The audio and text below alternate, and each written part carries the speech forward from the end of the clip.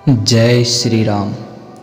ये हमारे लिए बड़े ही गौरव की बात है कि हम ऐसे देश में पैदा हुए जहाँ ज्ञान के भंडार हैं और स्वयं ईश्वर भी यहीं अवतार लेकर के अधर्म का नाश करते हैं। हमारे यहाँ वेद, रामायण, महाभारत, रामचरितमानस जैसे अनेक ग्रंथों को समाये एक विशाल और गौरवशाली साहित्य विद्यमान है। हम संपूर्ण साहित्य को तो वीडियो के माध्यम से प्रस्तुत नहीं कर सकते, लेकिन थोड़ा थोड़ा करके हमारे महापुरुषों और महान कवियों की रचनाएं ला करके उन्हें तर्पण भेंट कर रहे हैं। इसी श्रृंखला में हमने आदि कवि वाल्मीकि जी द्वारा रचित रामायण से कुछ श्लोक व वेद व्यास जी द्वारा लिखित श्री कृष्ण के मुखारविंद से कहे गीता के श्लोक और रामधारी सिंह दिनकर जी द्वारा रचित रश्मि रथी से श्री कृष्ण की चेतावनी को वीडियो के माध्यम से डाला है। अगर आपने नहीं देखी हैं तो लिंक डिस्क्रिप्शन में दिया गया है, एक बार ज़रूर देखें। आज इसी कड़ी में हम लेकर आए हैं गोस्वामी तुलसीदास जी द्वारा रचित रामचरितमानस से कुछ चौपाइयों का संकलन। हम युवाओं से आह्वान करते हैं कि अपने सनातन धर्म की ओर लौटें और राष्ट्र सेवा में जुड़ें, लेकिन भोग विलास में लिप्त युवाओं को संस्कृति से जुड़ी बातें कठोर लगती हैं। यही बात गोस्वामी तुलसीदास जी ने भी कही है। रामायण का प्रसंग है जब रावण का पुत्र प्रहस्त उसे समझाता है, लेकिन रावण को हितवचन कड़वे लगते हैं और वह उसे दुत्कारता है।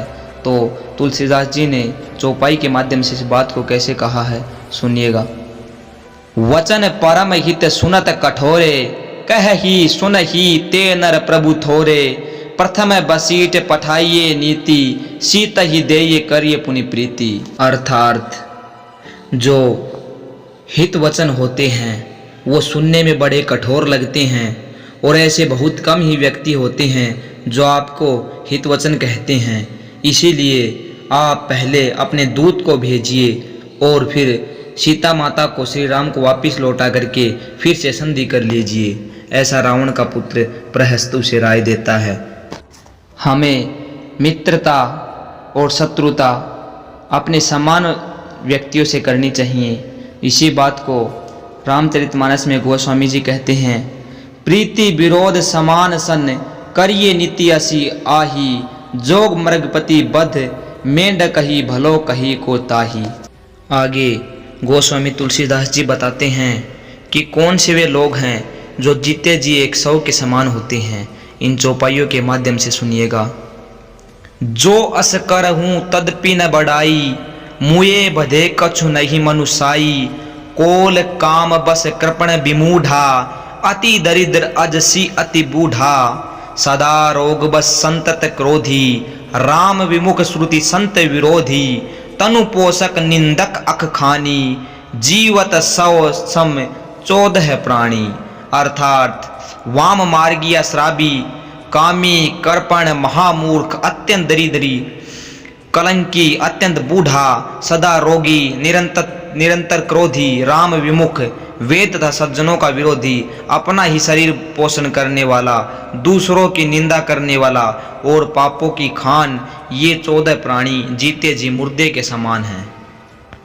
रामायण का प्रसंग है जब युवराज अंगद दूत बनकर के लंका में जाते हैं और जिस प्रकार की वीरता दिखाते हैं और रावण के सम्मुख जिस प्रकार का वार्तालाप करते हैं, उससे उनकी चर्चा लंका में होती है कि जिनका दूत इतना बलशाली और वीर है तो वे स्वयं कितने वीर और बलशाली होंगे। और दूसरे देश में दूत बनकर के गए हुए वीर अंगद जी का पराक्रम देखिए, जो वहाँ पैर जमा करके कहते हैं कि जो इस पैर को हटा देगा तो श्री राम जी युद्ध किए बिना ही वापस चले जाएंगे। उनका आत्मविश्वास कितना प्रबल था, इस चौपाई में सुनिए। जो मम चरण एक सिसट टारी, फिर ही राम सीता में हारी। सुनहु सुभट सब कह 10 सीसा, पद गही धरनी पछा रहु कीसा। रावण अपने सभी सैनिकों को कहता है कि किसी भी तरह इनके पैर को उखाड़ के फेंक दें, लेकिन कोई भी पैर को हिला तक नहीं पाता है और रावण स्वयं उठ करके पैर को हटाने जाता है।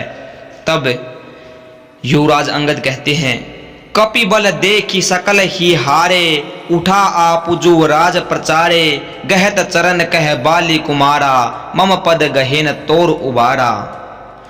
युवराज अंगद कहते हैं कि मेरे चरण पकड़ने से तुम्हारा उद्धार नहीं होगा रावण, जाकर के भगवान श्री राम के चरण पकड़ो जिससे तुम्हारा उद्धार हो। गहसीन राम चरण सठ जाई, सुनत फिरा मन अति सकुचाई, भय हु तेज हत श्री सब गई, मध्य दिवस जिमि शशि सो हई। और ऐसा कहने से रावण का जो यश है वो इस प्रकार वहाँ धूमिल हो जाता है जैसे दिन के मध्य में शशि धूमिल हो जाता है। अगला प्रसंग रावण और मंदोदरी के जो बीच का संवाद है उसका है। जब मंदोदरी अपने पति को समझाती है कि आपका श्री राम से जीतना असंभव है, क्योंकि श्री राम के अनुचर ही जब इतने महान कार्य कर सकते हैं तो स्वयं श्री राम कितने बलशाली होंगे। जब उनके भाई लक्ष्मण जी ने जो रेखा खींची उसको रावण पार नहीं कर पाया तो वो श्री राम से कैसे जीत पाएंगे। उनके भेजे हुए दूत हनुमान जी और अंगद जब इतना कुछ विनाश कर सकते हैं और रावण के यश को धूमिल कर सकते हैं तो श्री राम से जीतना रावण के बस की बात नहीं है। ऐसा कह करके मंदोदरी अपने पति को समझाती है। तुलसीदास जी की ये चौपाई सुनिएगा। कंत सुमझी मन तजहु, कुमति ही सोहन समर तुम ही रघुपति ही, रामानुज लघु रेख खचाई, सो नहीं ना घेहु असीम अनुसाई, प्रिय तुम ताहि जीतब संग्रामा, जाके दूतन के अस कामा, कौतुक सिंधु लांग तव लंका, आयउ कपि केसरी असंका, रखवारे हति विपिन उजारा, देखत तुम ही अक्ष जिन मारा, जारी नगर जेहि किन हेसी छारा, कहाँ रहा बल गर्व तुम्हारा। अगली चौपाई में गोस्वामी जी कहते हैं कि जब काल छाता है तो वह किसी को डंडा लेकर के नहीं मारता बल्कि उसके धर्म बल बुद्धि और विचारों को हर लेता है। चौपाई को सुनिए। काल दंड गही काहू न मारा, हर ही धर्म बल बुद्धि विचारा, निकट काल जही आवत साई, ते ही भरम होई तुम्हारी ही नाही।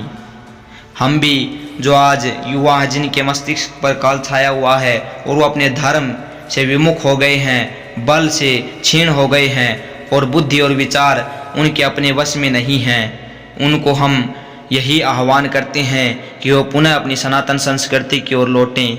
धन्यवाद। जय हिंद, जय भारत, जय श्री राम।